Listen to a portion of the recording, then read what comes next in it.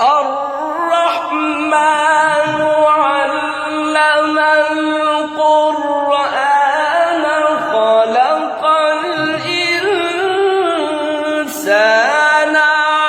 علمه البيان الشمس والقمر بحسبان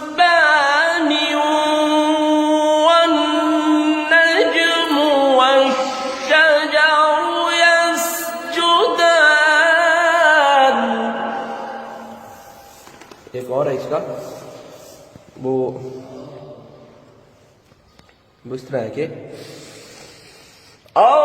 الرحمن علم القرآن خلق الإنسان علمه البيان الشمس والقمر بحسبان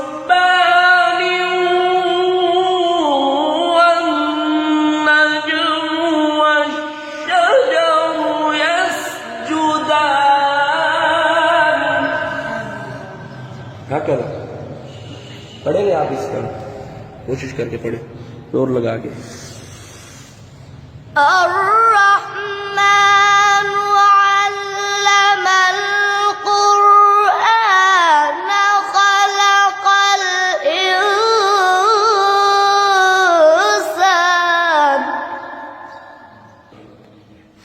जी الرحمن علم القرآن خلق الإنسان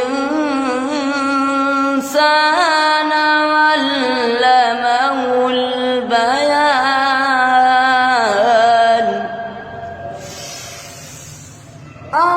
الرحمن علم القرآن خلق الإنسان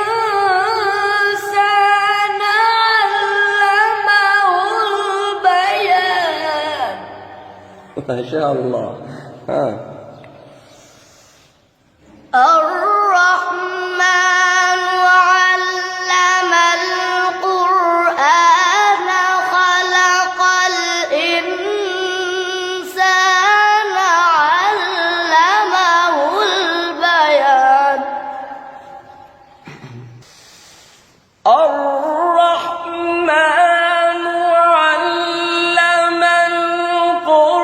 القرآن خلق الإنسان علمه البيان الشمس والقمر بحسبان والنجم والشجر يسجدان.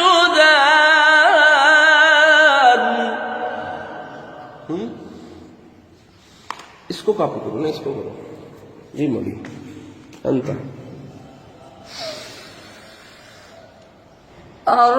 الرحمن علم القرآن خلق الإنسان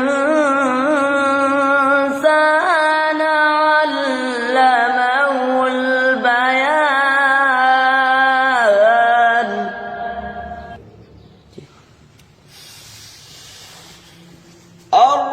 الرحمن